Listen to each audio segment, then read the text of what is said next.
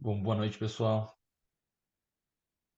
Eu vi o pessoal falando de que não está escutando. Estão me escutando bem? Bom, vamos lá. Bom, boa noite. Primeiramente, eu gostaria de parabenizar a FIREC pela iniciativa de promover essas palestras, divulgando o conhecimento para todo mundo, né? Agradeço o convite especificamente feito pelo Silvio, pela Priscila e pela Natália, para falar nessa série de palestras que é voltada ao mercado de segurança contra incêndio. E poder compartilhar um pouco do meu conhecimento também, né?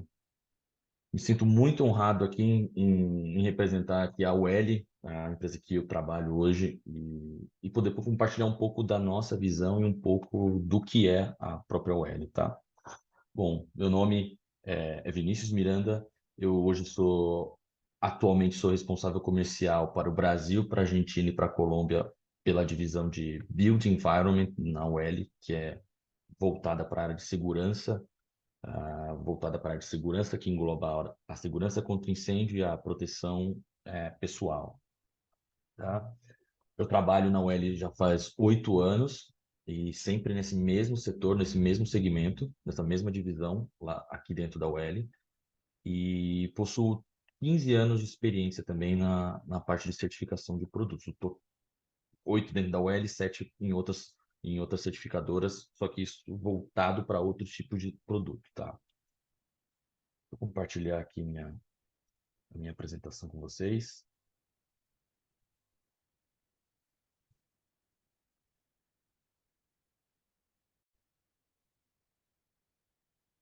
Bom, pessoal, hoje a minha apresentação ela vai ser sobre a importância da certificação de produtos na segurança contra incêndio, tá? Eu separei alguns tópicos aqui para a gente conversar. Bom, a minha agenda de hoje ela inclui basicamente o que é a OL, quem somos nós, né?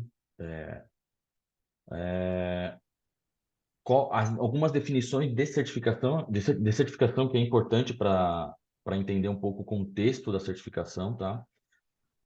Explicar, lógico, a importância, os objetivos da certificação, os tipos de certificação que existem.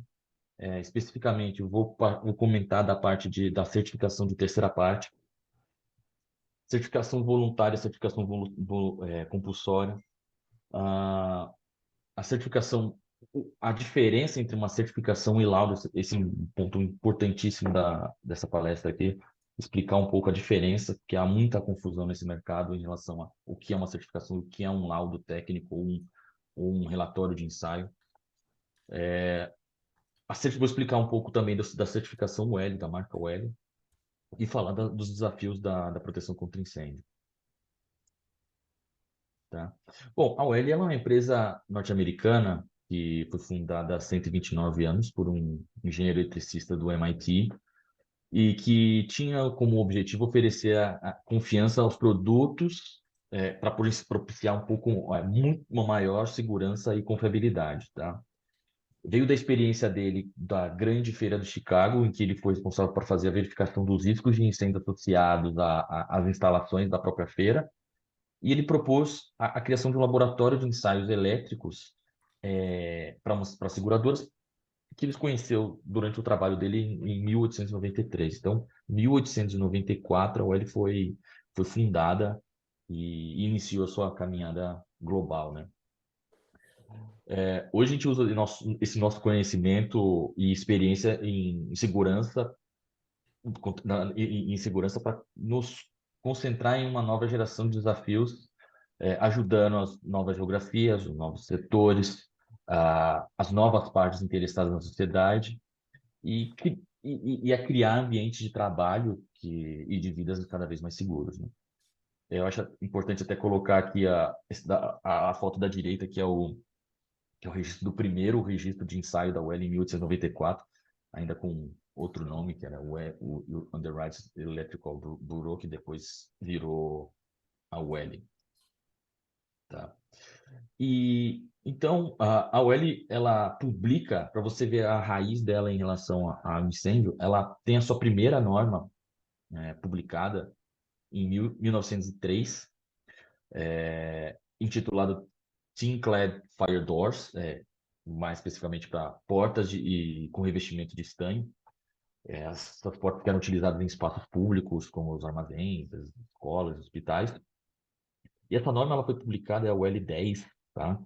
É uma norma que em 1903 e ainda permanece ativa. Claro que ela tem algumas alterações, tem várias versões, mas ela continua mantendo a mesma essência de manter a segurança contra incêndio.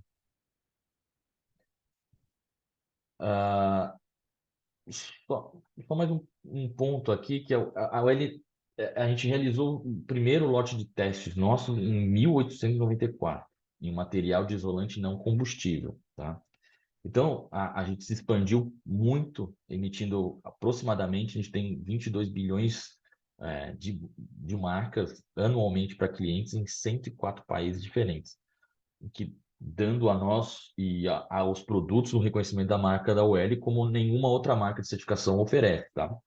Então, a gente está envolvido também na elaboração e atualização de mais de 1.600 normas e alcança mais de 2 bilhões de consumidores anualmente com mensagem de segurança, proteção e sustentabilidade. E falando até um pouco do mercado norte-americano, a marca lá ela é muito reconhecida e é confiada por 88% das autoridades ambientais e 65, 66% dos varejistas eles expressam a preferência na marca da UL em relação a outras marcas de teste, de inspeção ou de certificação mesmo.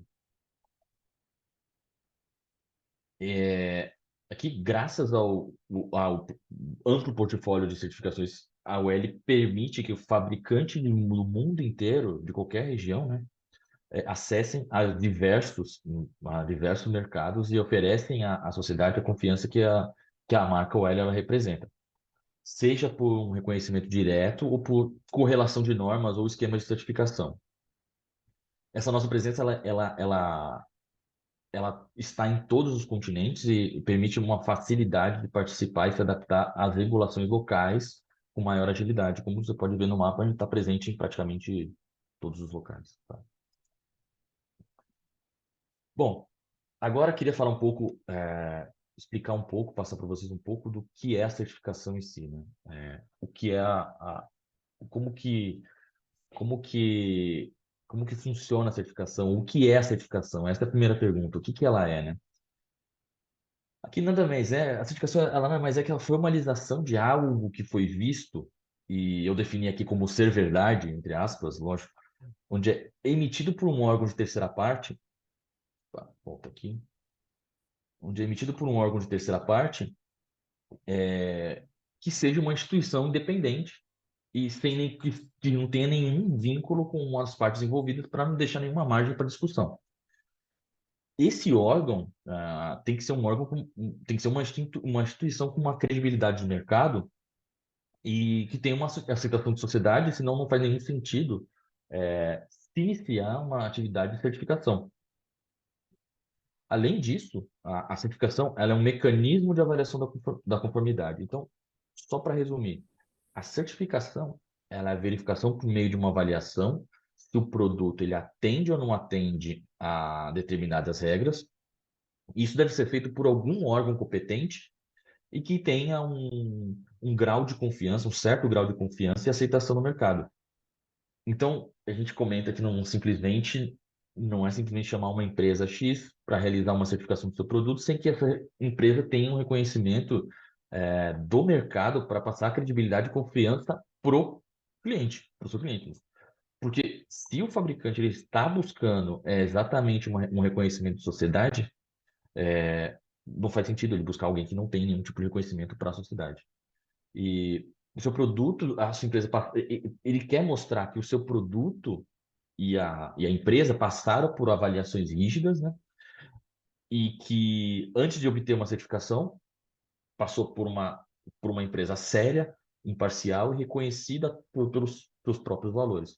E isso a UEL ela preza muito a imagem da marca, que esteja sempre associada e seja sinônimo de credibilidade e confiança. Tá? Bom, aí eu mencionei aqui o mecanismo de avaliação da conformidade, né? E o que que é o mecanismo, né? Basicamente, ele é um sistema criado com regras pré-estabelecidas, baseadas em documentos técnicos, como procedimentos e normas regionais ou nacionais ou internacionais, onde as etapas de as etapas elas são estabelecidas, estão acompanhadas e avaliadas por um organismo de forma a propiciar um adequado grau de confiança no atendimento aos requisitos. Simplificando, a avaliação de conformidade ela é a regra do jogo para se obter uma certificação no final das contas, tá? Então, o organismo ele cria um programa de certificação e conduz, ou o organismo, ou um órgão governamental, ele cria um organismo, né, cria um organismo, desculpa, ele cria um programa de certificação e conduz as atividades como as auditorias, os testes, os ensaios e qualquer outra verificação que tenha que ser feita, tem que ser estabelecida, tá? A avaliação da conformidade, ela pode envolver as autoridades locais ou regionais ou federais, códigos e regulamentos, os órgãos normatizadores, os órgãos acreditadores, os laboratórios de ensaio, os OCPs, que são os organismos de certificação de produto, e uma vigilância periódica, né, que para manter esse ciclo em conjunto, né, pode ser até uma vigilância, vamos dizer, externa também de terceira parte. Bom, tá, e qual que é a importância da certificação, né? Aqui eu coloquei uns tópicos básicos que são credibilidade, melhoria contínua, a concorrência justa e o valor à marca, né? Mas vamos lá, a ideia de certificação é exatamente mostrar ao consumidor, ao público, que o produto ele está atendendo às normas, e por mais que o cliente não saiba do tamanho do trabalho por trás do caminho de se obter uma certificação, é, ele vê com bons olhos que o produto obteve uma certificação, então ele já tem uma confiança na segurança e no desempenho do produto. Para o consumidor, isso é excelente. Mas para o fabricante, no fim das contas, tem muitas vantagens também. Por quê? Porque no caminho da certificação, que eu já vou explicar também um pouco mais para frente, o fabricante ele coloca o seu produto à prova. E é nesse momento que ele começa a identificar as possíveis falhas, durante os ensaios, ou as falhas que ele não encontrou durante o projeto, ou até, até mesmo de uma fabricação anterior à certificação. Então, o fabricante ele vive em uma constante melhoria contínua no seu produto e no seu processo, e isso evolui o seu processo interno, de forma que reduz a quantidade, reduz ainda o retrabalho, né?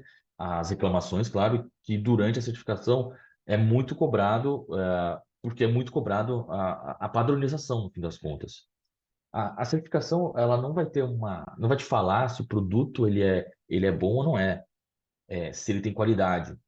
Isso é uma consequência, na verdade, tá? O que a certificação vai fazer, ela vai mostrar que o produto ele atende às normas, que tem um padrão, uma repetibilidade do seu processo de fabricação. E ainda a certificação ela vem para elevar um pouco a régua do que a gente sempre fala aqui, né? Ou seja, vamos colocar um mínimo que o produto ele deve atender para todo o pessoal do mercado. Assim, a concorrência passa a ser mais justa. Isso é algo que todos os mercados eles buscam, e é alvo de reclamação, principalmente na parte de certificação, nas certificações de produtos sem uma certificação obrigatória, tá? Na parte de produtos sem certificação obrigatória. De novo, eu não estou dizendo que a certificação ele é um fator determinante para melhorar os mercados, mas contribui e muito para a mudança de mentalidade, juntamente com um forte trabalho com todos no mercado. Você repassa o conhecimento para todos. Claro que a busca da certificação é importante para valorizar ainda mais a marca do produto. Porque você está relacionando, no caso da Olha, você está se relacionando com uma empresa de 129 anos, e isso dá um destaque no seu produto, né? E qual que é o objetivo da certificação, né? Bom, eu coloquei também três tópicos, mas o principal aqui é, com certeza, é reduzir os riscos, né? Minimizar os riscos de incêndio, porque, claro que sabemos que não se encerra os incêndios porque nós está se utilizando produtos certificados, né? Mas a gente sabe que pode reduzir muito. Porque seguindo todas as regras de certificação, a gente sabe que no mínimo, o produto ele vai funcionar. E esse ponto é importantíssimo, tá? Porque a gente faz sempre pesquisas, muitos trabalhos e a gente faz verificação de mercado para buscar exemplos do mercado de onde pode ser aplicada essa, as- essa, essa certificação e como que ela vai beneficiar o mercado no fim das contas, como que ela poderia reduzir os riscos tendo produtos que vão trabalhar, vão ativar na hora que precisa. E claro, o objetivo de uma certificação, como mencionei, ela é você ter um diferencial no mercado relacionando sua marca à segurança. E o objetivo final que vai fechar o que nós falamos é que é para saber que, no mínimo, o produto ele está atendendo e cumprindo requisitos mínimos da norma do produto.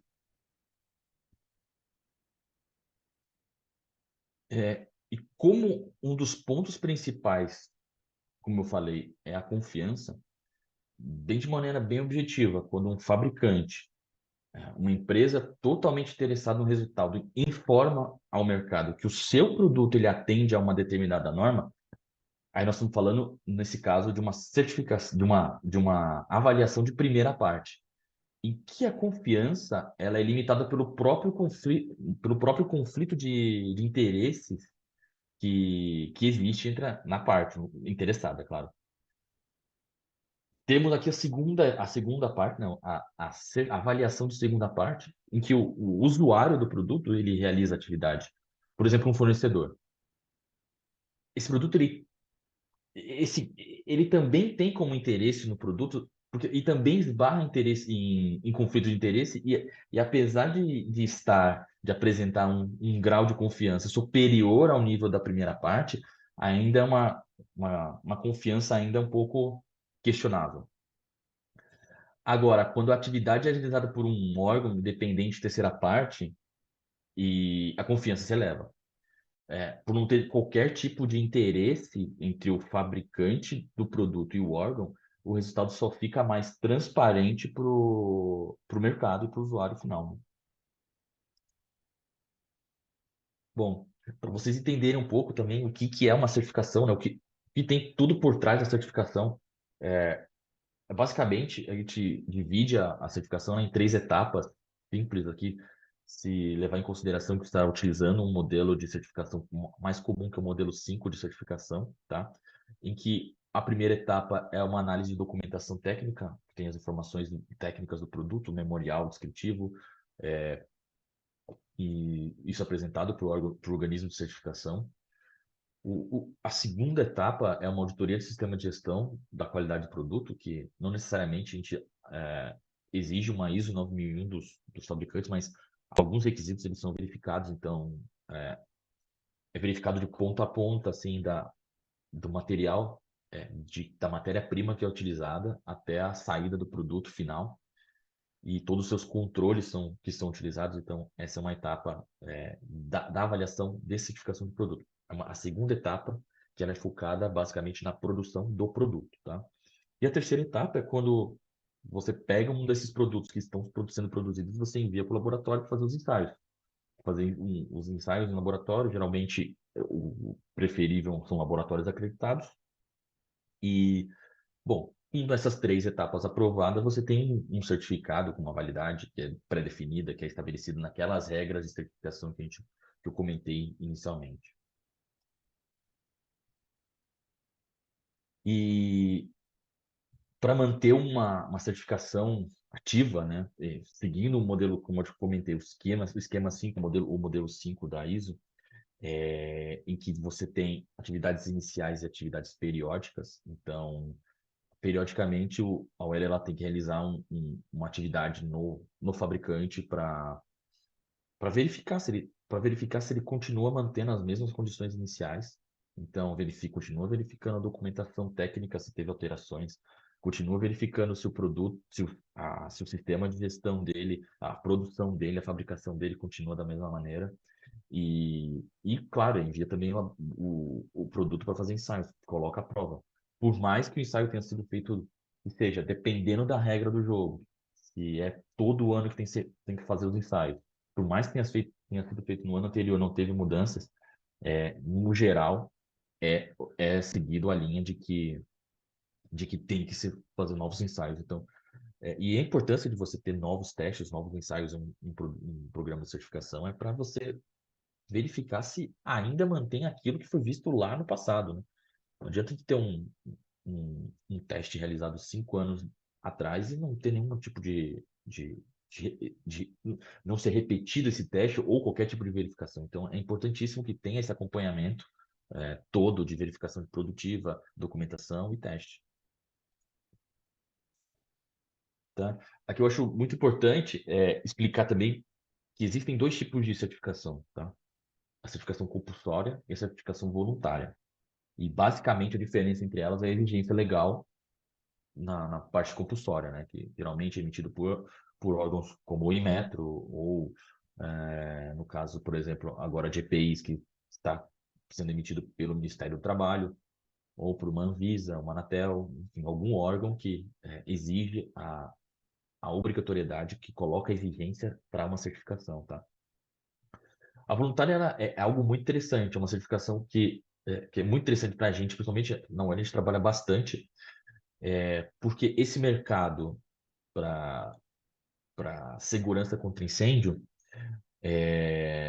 não sei se vocês sabem, mas a gente, hoje, dos equipamentos, dos produtos que a gente utiliza, que se utiliza hoje, somente três são, eh, possuem uma certificação obrigatória, que é o extintor, o manômetro e o pó do extintor. Os outros, todos os componentes, pode ser sprinkler, pode ser é, tinta intumescente, pode ser fire stop, enfim, qualquer um desses equipamentos, sistemas que se utilizam hoje não tem uma obrigatoriedade de certificação, tá? Então, mas uma certificação voluntária é interessante porque o fabricante ele busca o interesse maior do que uma obrigação se for uma exigência legal, né? Então, geralmente ele traz para se destacar no mercado e agregar o valor da marca e colocar a marca da UL do seu lado, lógico, também. A certificação mesmo voluntária, ela é um facilitador de muitos processos de licitação também, porque muitas vezes o próprio certificado, ele é o resultado, ele é o resultado da certificação, né? Ele é solicitado pelos compradores, pelo comprador, isentando o fornecedor de apresentar uma série de documentações ou até mesmo de realizar novos ensaios no produto. Hoje também, ele não é exigido uma certificação quando não é exigida pelo bombeiro, mas é uma certificação quando é uma certificação voluntária pela UEL, desculpa, é visto pelo próprio bombeiro como um sinônimo de confiança. Então, associa sempre a UEL com segurança do produto. Isto para a UEL ela é gratificante, né? Porque é um reconhecimento que se busca e se tenta manter aos 129 anos de existência.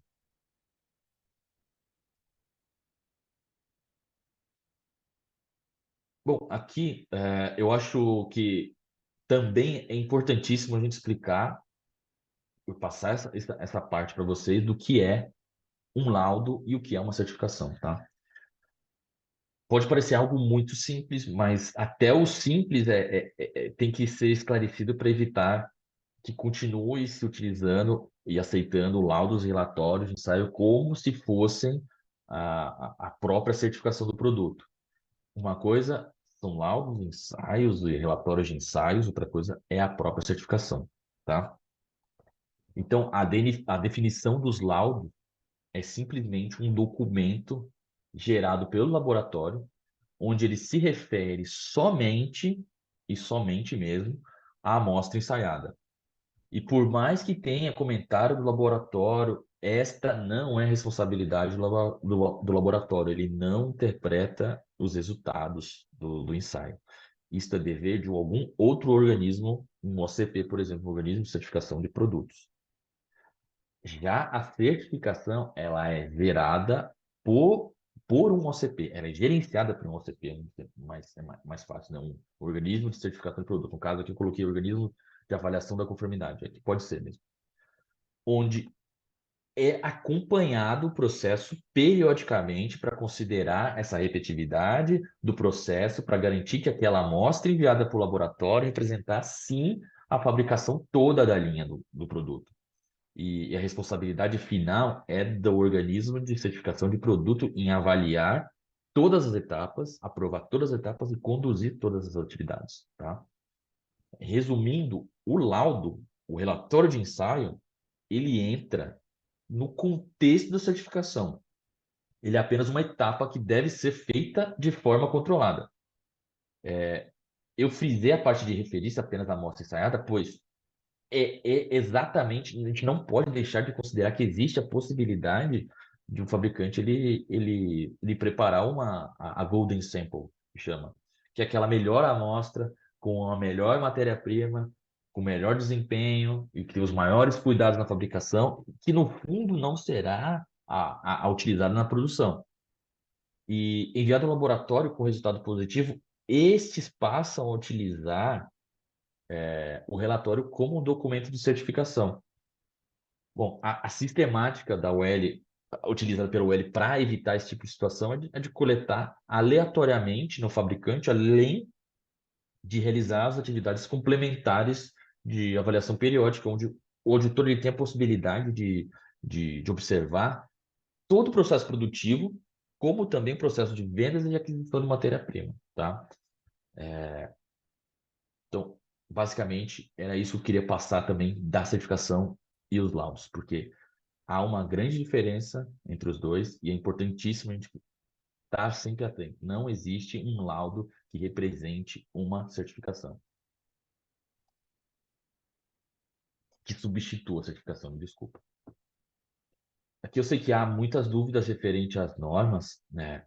Então, só para esclarecer um pouco até a hierarquia aqui de normas e códigos, um exemplo aqui são os NFPAs, que são códigos que explicam como instalar e também como projetar.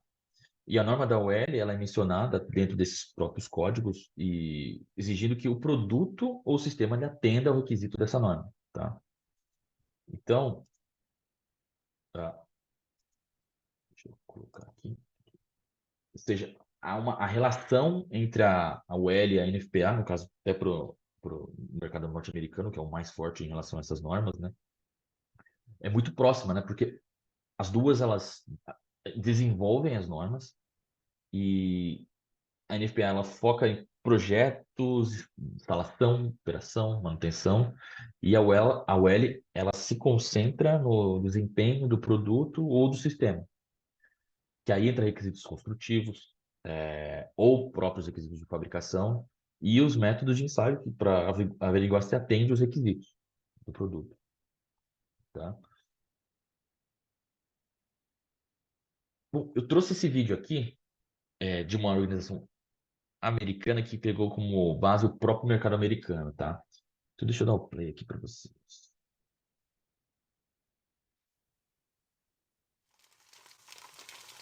Nesse vídeo ele mostra a diferença da ausência de um sistema de sprinkler, mesmo com fricção, o tempo de resposta, eles chegaram dos bombeiros sem um elemento controlador como o sprinkler, a chance de vida é zero em qualquer tipo de situação, né?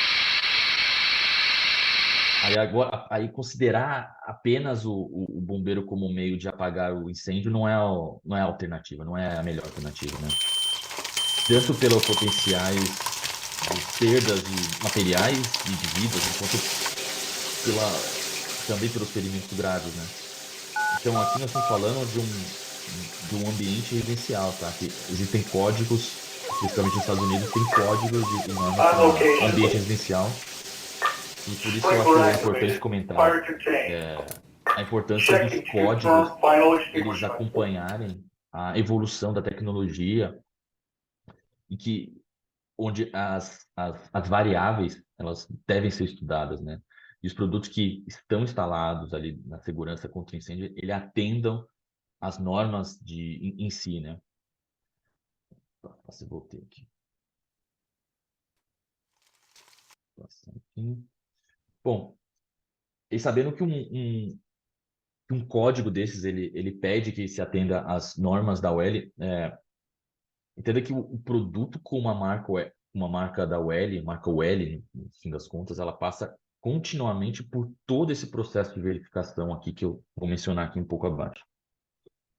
Ele vai do mesmo princípio da certificação que a gente realiza aqui no Brasil e até aquela que eu mencionei um pouco antes, tá? Mas aqui é mais específica até para certificação de marca OL, principalmente para atendimento ao mercado norte-americano. Porém, lá os códigos são um pouco mais robustos em si, e a certificação é algo mais natural até do mercado, tá? Para entrada no mercado é algo mais comum do que aqui, né?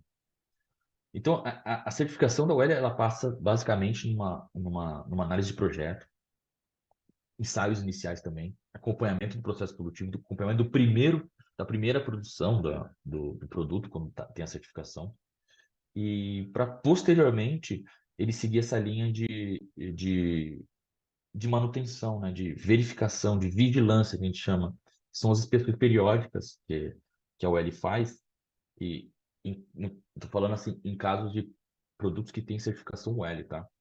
Que tem a marquinha da UL, UL Recognized, UL Listed, UL Verified, todos esses que possuem esse tipo de, de selo, de marca no produto, eles passam por isso. Então, ele tem essas etapas iniciais que eles fazem, que são feitos os ensaios nos laboratórios, principalmente nos laboratórios da UL, e inicia-se a produção desse produto, acompanhada pela própria UL, por um auditor da UL, né, um inspetor da UL. Bom, é, e periodicamente se tem as inspeções. Todo ano são 4 inspeções, uma a cada trimestre, e essas inspeções são não anunciadas. Então, é algo, não é você não avisa o fabricante que o auditor, que o inspetor está chegando. Então ele simplesmente bate na porta para fazer essa inspeção, tá? Que aí ele vai verificar e vai garantir, ó, se continua com aquela repetibilidade de processo, se ele continua utilizando os mesmos, mesma matéria-prima, mesmos provedores, mesmos fornecedores, e tendo o seu produto listado com a marca da UL, ele passa que nem eu comentei, ele fica visível para todo mundo por meio do diretório da UL. Ele tem essa confiança toda, mas a gente tem um diretório que ele é público, que você divulga para o mundo inteiro que o seu produto ele tem a certificação, né? Então você consegue consultar pelo nosso diretório quais são os produtos, quais são as empresas que têm uma certificação ativa com a UL.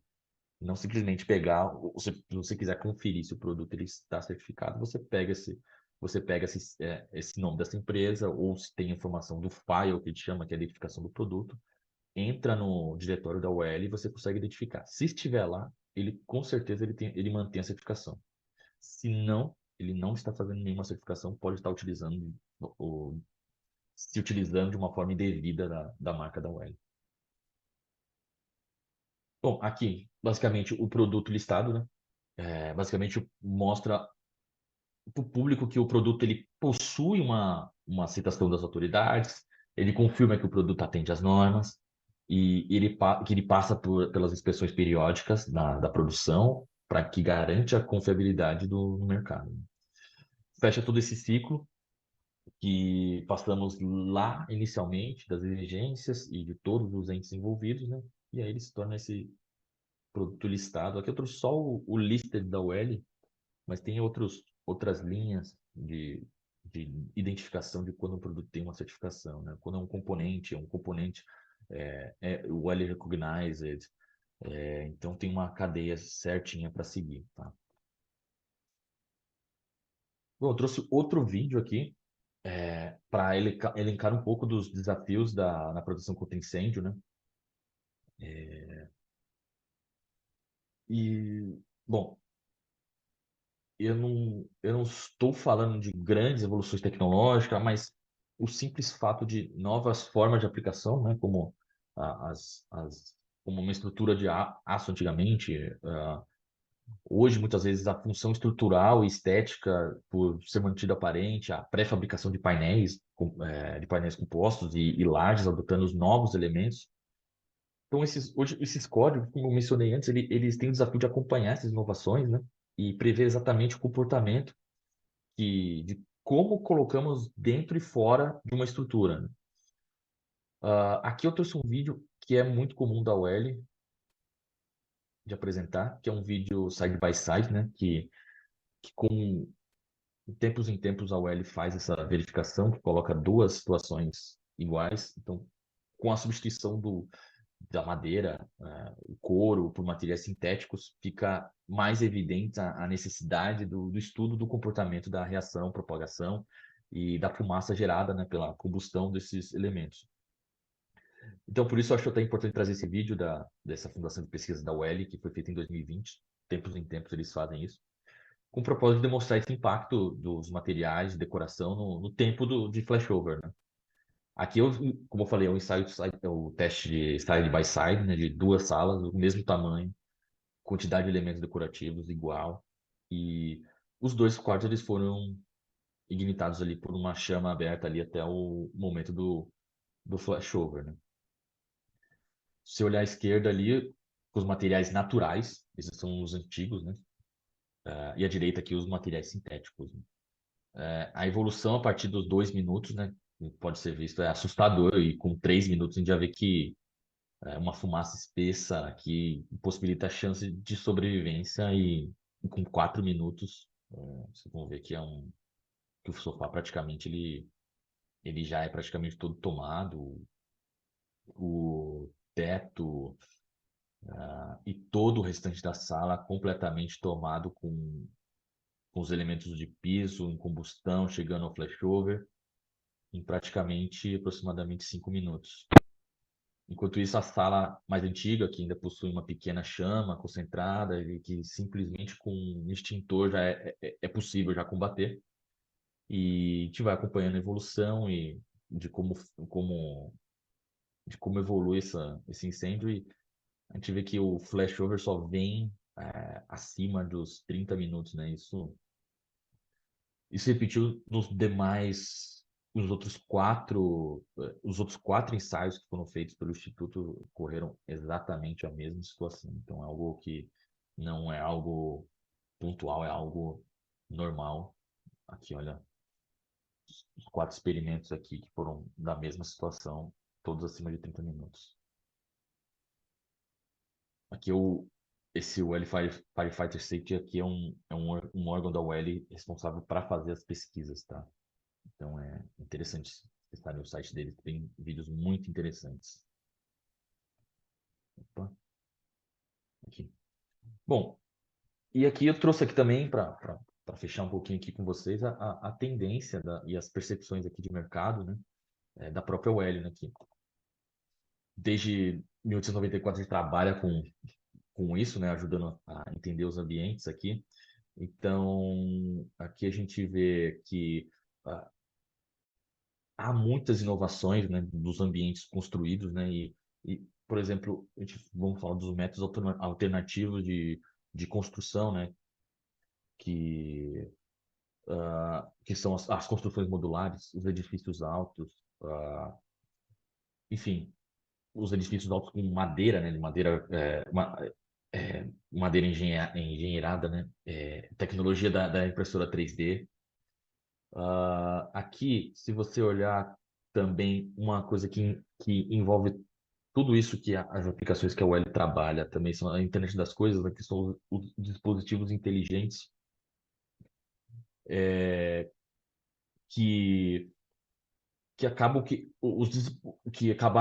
tendo que conectar todos os sistemas de alarme de incêndio, detecção, de supressão, os ah, opa, aqui, desculpa, a evolução aqui dos armazéns automatizados, o controle de acesso sem contato, né? Com a pandemia, os tradicionais leitores de cartão, os teclados, eles estão sendo substituídos por verificação de credencial, por smartphone, por reconhecimento de vídeo, né? Então, e à medida que os materiais também e conteúdos de construção eles evoluem, são necessárias estratégias inovadoras também de supressão, detecção e detecção de incêndio, né? Para a gente lidar com essas mudanças, resultando no comportamento, para saber exatamente qual vai ser o comportamento do fogo, né? E, e claro, as metas de sustentabilidade também, que são as tendências, né? Que à medida que o mundo ele precisa se esforça em atingir algumas metas, como as que compreendem ao Acordo Climático de Paris, né? E as habitações passivas, muitos olhos estão voltados para os edifícios e os setores que estão produzindo esses edifícios. Então, aqui a gente foi um resumo aqui trazendo algumas tendências que a gente verifica que deve vir nos próximos anos até para se adequar por adequação de normas, né, e adequação assim dos códigos em si, tá? Bom, pessoal, basicamente era isso que eu queria apresentar para vocês, tá? Agradeço de novo a oportunidade de passar o conhecimento. Para quem quiser entrar em contato comigo, entre em contato, fique à vontade. O meu e-mail passei lá no começo, mas depois o pessoal distribui para conversar sobre o assunto. E, bom, qualquer dúvida que tenham, por favor, podem falar, tá certo? Muito obrigado mesmo, gente. Boa noite.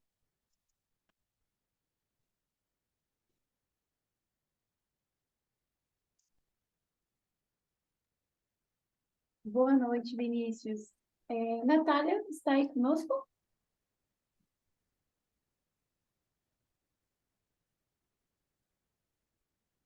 Bom, eu vou passar a palavra então pode ser o senhor Júlio, nosso parceiro, ou o Fabrício. O senhor Júlio consegue falar conosco agora?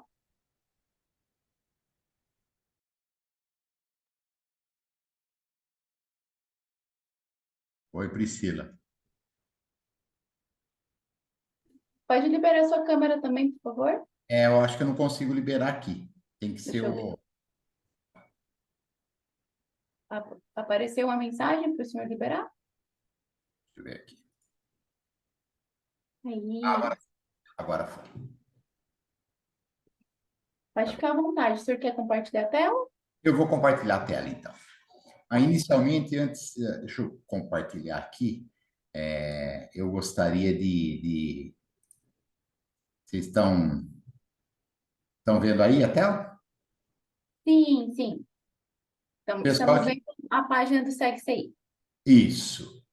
Pessoal, eu queria inicialmente agradecer imensamente ao convite feito pelo Coronel Silvio, né, para a gente participar desse projeto. Primeiro, quero me apresentar, né? Meu nome é Júlio Brito, eu sou coronel da reserva do Corpo de Bombeiros de São Paulo e eu sou o fundador do site Guia SegCI.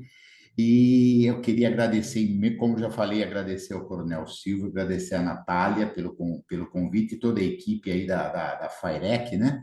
Esse círculo de palestras tem palestrantes de altíssimo nível, profissionais reconhecidos no mercado de segurança contra incêndio do Brasil e também fora do Brasil. E eu queria registrar também a minha satisfação de poder ter trabalhado com o Coronel Silvio lá no início das legislações de São Paulo, né? Tive a possibilidade, a honra de ter trabalhado com ele em parte da legislação de São Paulo de 2001, que deu início a toda essa parte das instruções técnicas, foi a primeira versão das instruções técnicas, né? Então, pessoal, eu queria parabenizar o Vinícius pela brilhante palestra também. Vinícius, é um assunto muito importante. Parabéns para você, sua palestra foi ótima. O assunto é muito importante. E eu queria convidar vocês, para quem não conhece, que conhecesse o nosso site, que é o Guia SegCI. O endereço está aqui, né? guiasegci.com.br. E o que a gente disponibiliza, né? Logo que eu fui para a reserva, eu comecei a pensar que eu gostaria de disponibilizar a legislação de São Paulo de uma maneira que o acesso fosse mais fácil, né? Então, nós fomos colocando, aqui eu vou clicar na parte de legislação, nós fomos colocando toda a legislação de São Paulo no site, né? Então, nós temos aqui a legislação em vigor, e nós temos as legislações anteriores e que foram revogadas também. Nós temos aqui desde o primeiro decreto de São Paulo, que é o decreto 20.811 de 83, né? Então, mas qual é a diferença? Que a gente coloca e que disponibiliza o acesso é gratuito, e, por exemplo, a gente tem aqui no decreto 23.800, no 63.911, nós temos sumários que você vai diretamente para o artigo que você precisa, nós temos os anexos, por exemplo, você precisa direto numa determinada tabela, você vai na tabela 6A, essas tabelas foram refeitas para ficar mais visíveis tanto no PC como no celular, você pode acessar isso também, PC, celular, tablet, de qualquer lugar, né? Só entrar no navegador e colocar guiasegci.com.br. E, por exemplo, uma tabela dessa, se você clicar nela, você pode salvar somente essa tabela aqui no seu computador ou no seu celular, né? Então, nós temos toda essa parte de legislação que está disponível gratuitamente. E temos também, pessoal, nosso blog.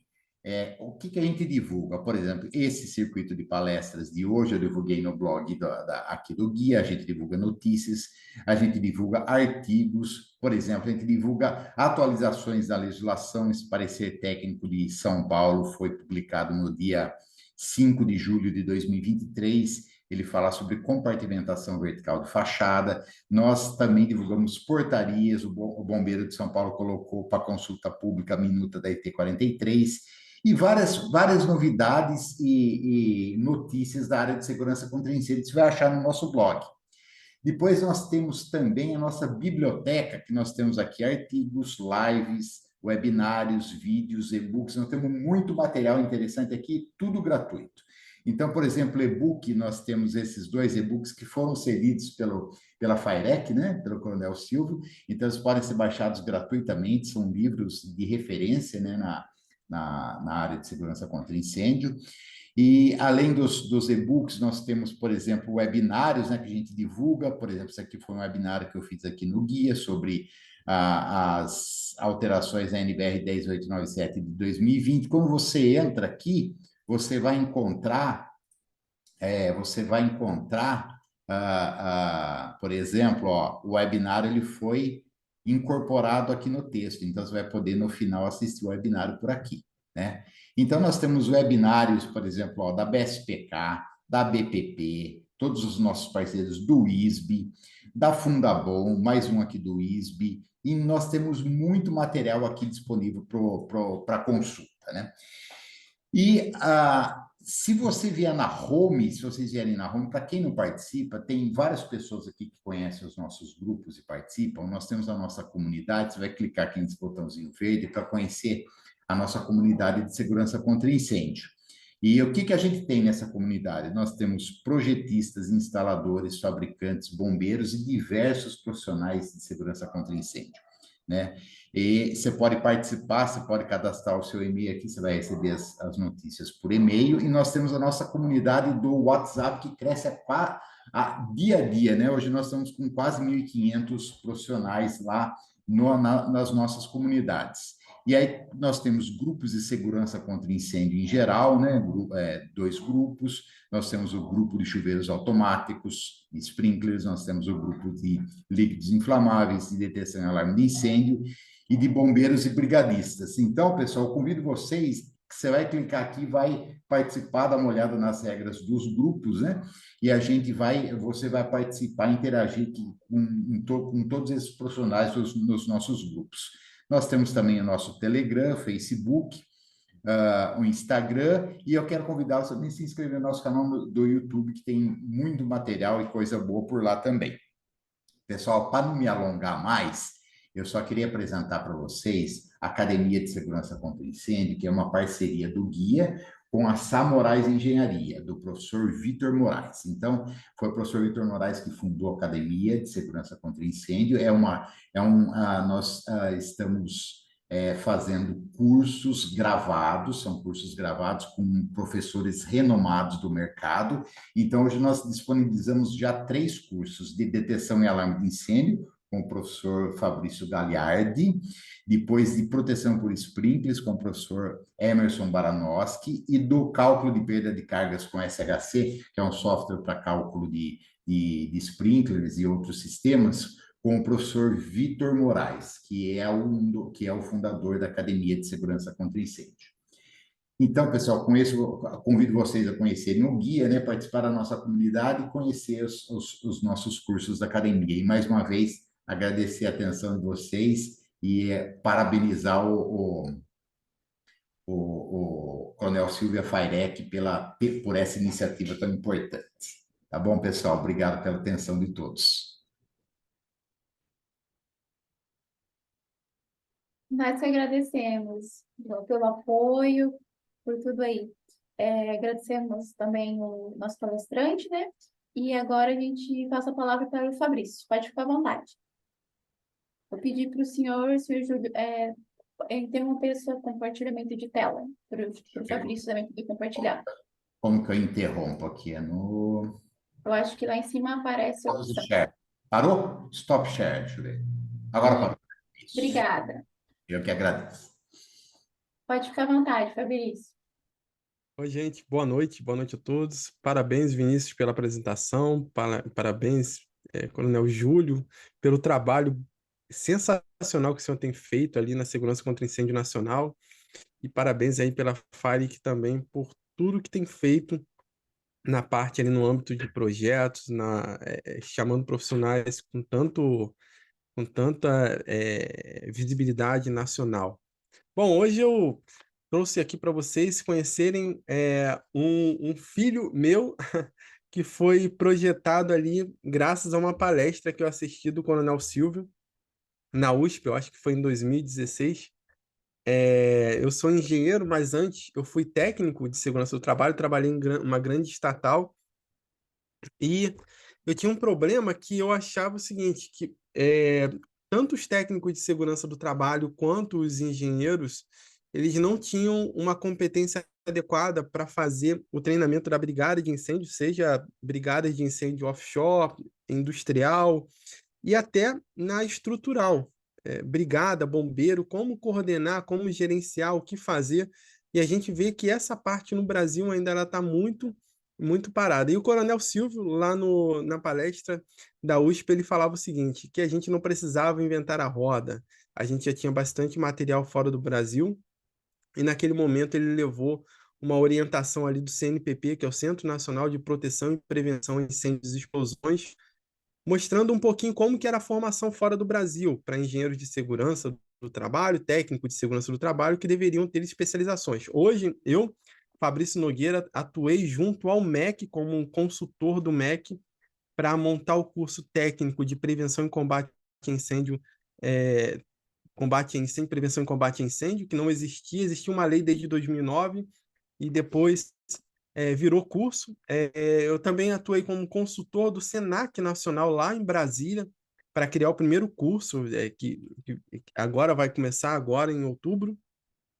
Montei também o curso de pós-graduação aqui junto com outro coordenador da Católica de Petrópolis aqui do Rio de Janeiro de prevenção e combate a incêndio, graças a essa percepção e essa visão ali do Coronel Silvio, mas eu vim mostrar para vocês aqui um pouquinho aqui do meu curso, que é o curso de prevenção e combate a incêndios, que a gente recebe bombeiros, técnicos e engenheiros do Brasil inteiro. Bombeiros militares, bombeiros civis, bombeiros voluntários, técnicos e engenheiros que atuam na segurança contra incêndio e querem aprender um pouquinho mais. É só para mostrar um pouquinho da nossa estrutura.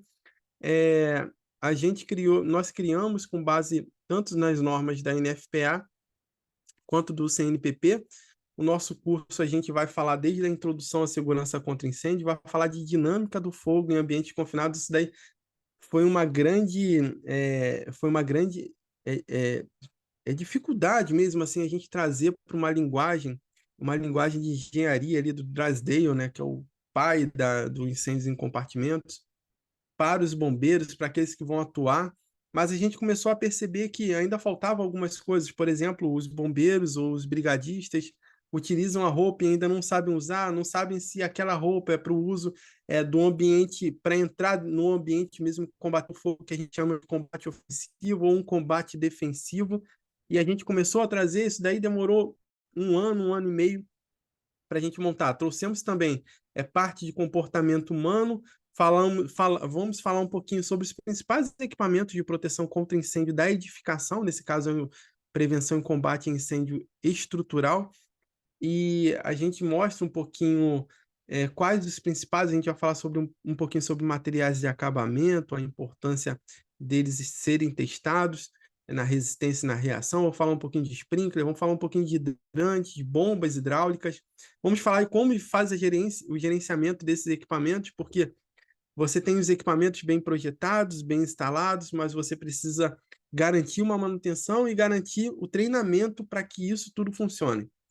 O módulo 6 é um plano de emergência e o módulo 7 é a parte prática, que no nosso caso a gente traz um professor da Tix-Fire, da Universidade do Texas, nos Estados Unidos, para dar uma parte prática aqui no Rio de Janeiro, num campo de treinamento com todos os equipamentos, todo mundo usa roupa de proteção, EPRA, e vamos descobrir juntos as dificuldades que tem para utilizar esses equipamentos e fazer o combate. Eu vou passar um pouquinho aqui mais. A gente agora está com uma parceria com a SOBS, com a Sociedade Brasileira de Engenharia de Segurança, onde, se a pessoa fizer só a parte do treinamento online, ela faz uma prova pela SOBS e tem um certificado emitido pela SOBS e fica registrado na SOBS como especialização é uma especialização a nível de qualificação, não é uma pós-graduação, tá? A gente está com uma turma aberta que vai fazer a parte prática dia 9 e 10 de dezembro. Então, quem quiser fazer a parte prática também, já pode agendar ali dia 9 e 10 de dezembro, mas a gente está com a parte teórica.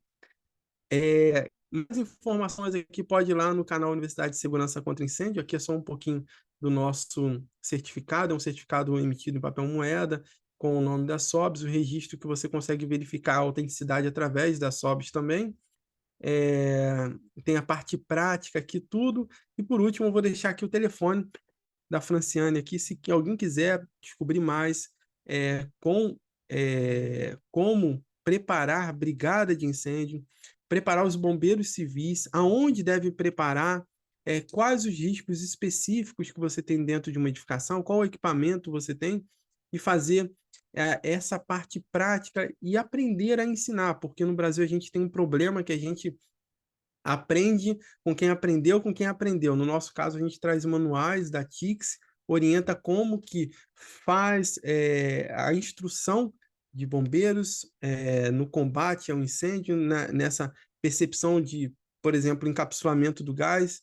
Então, vem pessoas do Brasil inteiro, a gente já recebeu pessoas da Venezuela, também bombeiros da Venezuela, Argentina, Peru e Angola, tudo aqui no Rio de Janeiro. Então, é um evento que junta bastante gente do Brasil inteiro, e a gente consegue entregar um conteúdo sensacional, excepcional, que é formatado para engenheiros, técnicos e bombeiros que atuam na gestão da edificação. Gente, mais uma vez, muito obrigado, e qualquer coisa estou à disposição, e podem contar comigo. Hoje eu trouxe esse filho aí porque foi gerado a partir desse pensamento ali do Coronel Silvio. Queria mandar um abraço para o Coronel Silvio e um agradecimento enorme pelo trabalho que ele tem feito pelo Brasil ali, pelo aumento da segurança, pelo nível de segurança contra incêndio no Brasil. Um abraço, gente. Muito obrigado.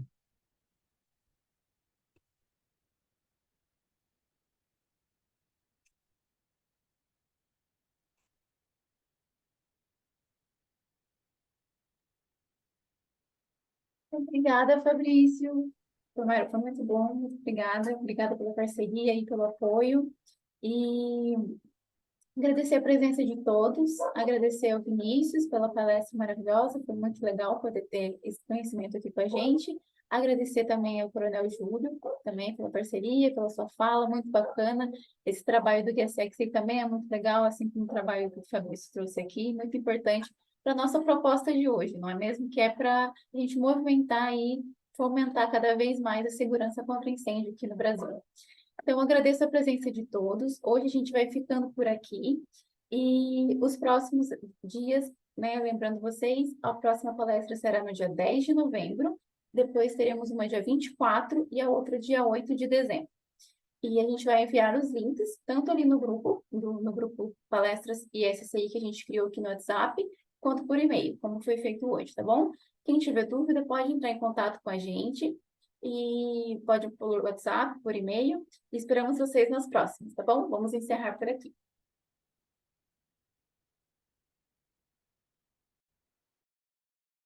Uma boa noite a todos.